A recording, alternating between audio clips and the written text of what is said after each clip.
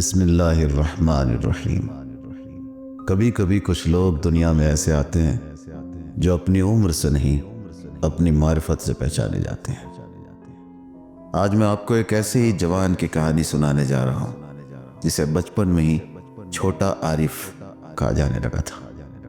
ان کا نام تھا احمد علی نیری۔ جی ہاں، شہید احمد علی نیری۔ چھوٹی سی عمر مگر عرفان کا ایسا درجہ کہ آسمان بھی رشک کرے۔ ایسا کارنامہ انجام دیا کہ کائنات کی ہر شے، درخت، پتھر، مٹی، سب کی زبان پر تسبیح پروردگار تھی۔ شہادت کے وقت ہاتھ سینے پر، رخ کربلا کی طرف، اور زبان پر ایک ہی سلام، السلام علیک یا ابا عبداللہ۔ لیکن سوال یہ ہے، آخر یہ سب کیسے؟ صرف 19 برس کی عمر اور عرفان کی اتنی بلندی۔ ان کی زندگی میں 3 چیزیں نمایاں تھیں۔ نمبر 1، حق الناس، یعنی لوگوں کے رائٹس کی سختی سے رعایت۔ نمبر 2، اول وقت نماز۔ نمبر 3، اور گناہ پر سخت رد عمل۔ نہ خود گناہ کرتے، نہ گناہ دیکھ کر خاموش رہتے۔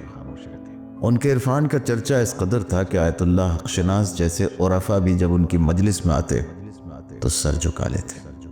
فرمایا، پورے تہران میں چراغ لے کر ڈھونڈو، احمد علی نیری جیسا نہ پاؤ گے۔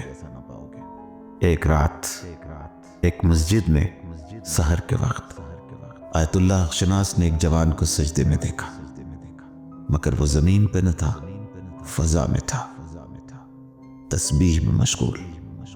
قریب جا کر دیکھا، وہ احمد علی نیری تھا۔ ان کا ایک بچپن کا دوست کہتا ہے، میں نے پوچھا، آخر اتنی روحانی بلندی کیسے ملی؟ تو پہلے تو بہانہ کیا، مگر پھر مجبور ہو کر کہنے لگا، ایک دن اسکول کی طرف سے پہاڑوں پر پکنک پر گئے ہوئے تھے۔ کھیل کود کے بعد ایک سینئر نے مجھے کیتلی دے کر کہا، جاؤ چائے کے لیے نہر سے پانی بھر لاؤ۔ جب میں نہر کے قریب پہنچا تو دیکھا وہاں کچھ جوان لڑکیاں نہا رہی تھی۔ وہاں سوائے خدا کے کوئی بھی نہ تھا۔ گناہ کرنے کا پورا راستہ ہموار تھا۔ وہیں بیٹھے بیٹھے میں نے خدا سے لو لگائی اور کہا، اے میرے معبود، میری مدد کر، میری مدد کر۔ شیطان پوری طاقت سے وسوسہ کر رہا ہے کہ میں ان کے بدن کو دیکھوں، لیکن میں تیری رضا کی خاطر نہیں دیکھوں گا۔ وہیں سے الٹے پاؤں واپس ہوا اور دوسری جگہ جا کر کیتلی کو پانی سے بھرا اور تیزی سے اپنے کیمپ میں آیا اور لکڑیاں جلانے لگا۔ دھوئیں کی وجہ سے آنکھ میں آنسو بھر گئے۔ ظاہر میں تو دھوئیں کی وجہ سے آنکھیں بھری تھیں، لیکن اندر ایک انقلاب برپا تھا۔ اسی حالت میں اللہ سے لو لگائی اور دل ہی دل میں یا اللہ یا اللہ کہہ رہا تھا۔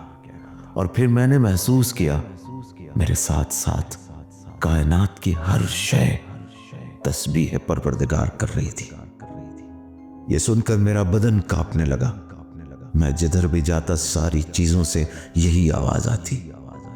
اسی کے بعد سے دھیرے دھیرے میرے لیے آسمان کے دروازے کھلنے لگے، اور پھر آپریشن والفجر 8 کے محاذ پر گولیوں کی بوچھار میں جب ایک بم ان کے قریب پھٹا اور سینے میں گولیاں پیوست ہو گئی، تو آخری لمحے اپنے دوست سے کہا، میرا رخ کربلا کی طرف کر دو۔